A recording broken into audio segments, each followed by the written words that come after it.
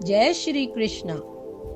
श्रीमद् भगवद गीता अध्याय 18 का सार, गीता का सारांश, मोक्ष योग। श्रीमद् भगवद गीता के अंतिम एवं 18वें अध्याय में श्री कृष्ण भगवान गीता का सारांश बताते हुए कहते हैं कि किसी भी मनुष्य को अपने संपूर्ण जीवन में निरंतर कर्म करते रहना चाहिए। जीवन में कर्मों का परित्याग कभी भी नहीं करना चाहिए। नियत कर्म को करने में चाहे कितने भी कष्ट क्यों ना हो, कितनी भी आपदाएं क्यों ना आए, अपने कार्यों को कष्टप्रद समझकर या आलस्य हेतु कभी भी छोड़ना नहीं चाहिए। सदा अपने नियत कर्मों को अपना कर्तव्य मानकर सच्ची लगन व मेहनत से संपन्न करना चाहिए और अपने कर्मों के फल को श्री कृष्ण भगवान पर छोड़ देना चाहिए, क्योंकि कर्म करना मनुष्य का कर्तव्य है, वह कर्मों का फल देना ईश्वर के हाथ में है। श्री कृष्ण भगवान बताते हैं कि मनुष्य द्वारा किए गए कर्मों की पूर्ति के 5 कारण होते हैं। संसार में जो भी उचित या अनुचित कर्म किया जाता है वह इन्हीं 5 कारणों पर आधारित होता है। किसी कार्य के होने का पहला कारण है शरीर, हमारा शरीर जिसके द्वारा कार्य किया जाता है। किसी कार्य के होने का दूसरा कारण है कर्ता, अर्थात हमारा मन। हमारा मन ही यह तय करता है कि कौन सा कार्य करना है और कौन सा कार्य नहीं करना है। किसी कार्य के होने का तीसरा कारण है इंद्रियां। हमारी सभी इंद्रियों के अनुभवों के आधार पर ही हम अपने कार्यों को संपन्न करते हैं। किसी कार्य के होने का चौथा कारण है अनेक प्रकार की चेष्टाएं। किसी भी कार्य को करने के लिए प्रयत्न एवं श्रम करना अनिवार्य है। बिना प्रयत्न और श्रम के कोई कार्य संभव नहीं है। आत्मविश्वास के साथ किया गया प्रयास यदि लक्ष्य के अनुरूप हो तो सफलता अवश्य मिलती है, क्योंकि कोशिश करने वाले की कभी हार नहीं होती है। किसी कार्य के होने का 5वां व सबसे महत्वपूर्ण कारण है परमात्मा। परमात्मा की इच्छा के बिना कोई भी कार्य संभव नहीं है। इसलिए किसी भी कार्य को प्रारंभ करते हुए ईश्वर का नाम लेकर ही कार्य प्रारंभ करें। अपने कार्य को ईश्वर को समर्पित करें। कार्य के फल को भी ईश्वर पर छोड़ दें। बस आप तो अपना कार्य पूरी श्रद्धा व संकल्प के साथ करते रहें और कार्य पूरा होने पर ईश्वर का धन्यवाद अवश्य करें। जो मनुष्य इन 5 कारणों को न मानकर अपने आप को ही एकमात्र कर्ता मानता है वह अज्ञानी होता है, क्योंकि ईश्वर की इच्छा के बिना किसी भी कार्य में सफलता मिलना असंभव है। श्री कृष्ण भगवान आगे बताते हैं कि कर्म भी 3 प्रकार के होते हैं: सात्विक कर्म, राजसी कर्म तथा तामसिक कर्म।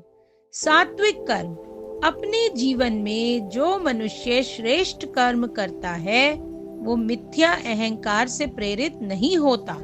वो सभी प्राणियों को समान रूप से देखता है। वो राग व द्वेष से भी रहित होता है।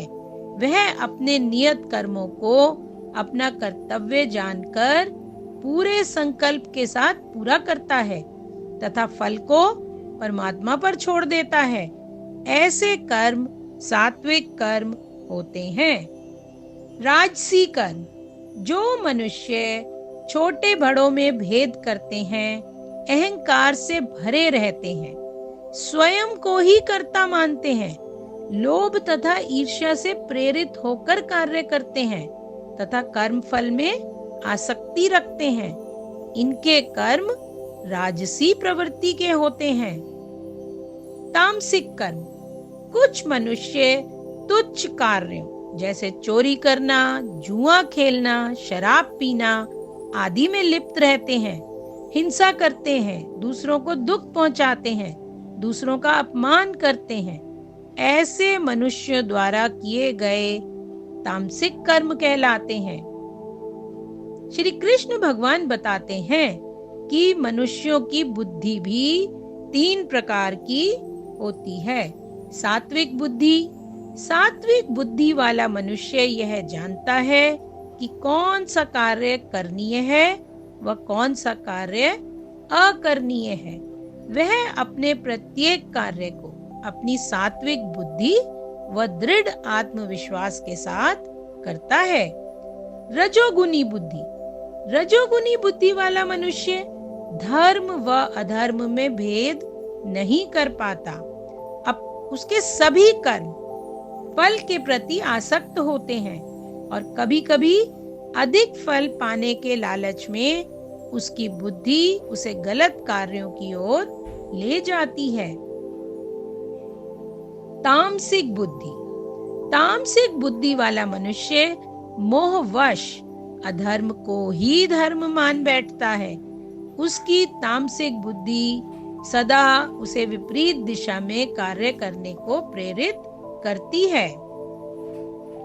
श्री कृष्ण भगवान आगे बताते हैं कि स्वर्ग लोक में और देवी देवताओं के मध्य भी कोई ऐसा नहीं है जो प्रकृति के इन तीनों गुणों सत, रजस व तमस से मुक्त हो।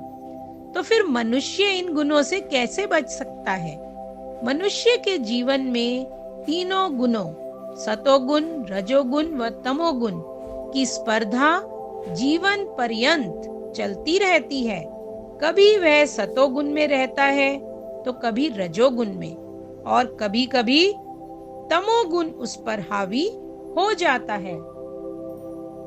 श्रीमद् भगवद गीता का ज्ञान यही बताता है कि हमें सदा सतोगुण में रहना चाहिए। रजोगुण व तमोगुण को अपने सतोगुण पर हावी नहीं होने देना चाहिए। सतोगुण में रहने के लिए मनुष्य को समय समय पर आत्म साक्षात्कार द्वारा अपने सतोगुण में वृद्धि करते रहना चाहिए। श्री कृष्ण भगवान कहते हैं, बुद्धि से शुद्ध होकर, मन को अपने वश में रखकर, इंद्रियों के विषयों को त्याग कर, राग द्वेष से मुक्त होकर, वाणी को वश में रखकर, मिथ्या अहंकार, मिथ्या गर्व, काम, क्रोध सब त्याग कर आसानी से मुझे प्राप्त कर सकते हो। श्री कृष्ण कहते हैं कि जो जिस भाव से मुझे याद करता है, मैं भी उसी भाव से उसका हो जाता हूँ तथा उसके मन मंदिर में दौड़ा चला आता हूँ। तात्पर्य यह है कि जो मनुष्य श्रद्धा युक्त और दोष रहित होकर इस कल्याणकारी और रोमांचकारी गीता को पढ़ेगा या श्रवण करेगा, वह मनुष्य सभी दुखों से व सभी पापों से मुक्त हो जाएगा और उसे अपने जीवन में अवश्य ही विजय, विभूति व वैभव प्राप्त होगा तथा गीता के अद्भुत ज्ञान से मानसिक शांति और आत्मिक सुख प्राप्त होगा और अंत में उसे मोक्ष मिलेगा और वह परम धाम वैकुंठ को प्राप्त होगा। जय श्री कृष्ण। इति श्री 18वां अध्याय समाप्त।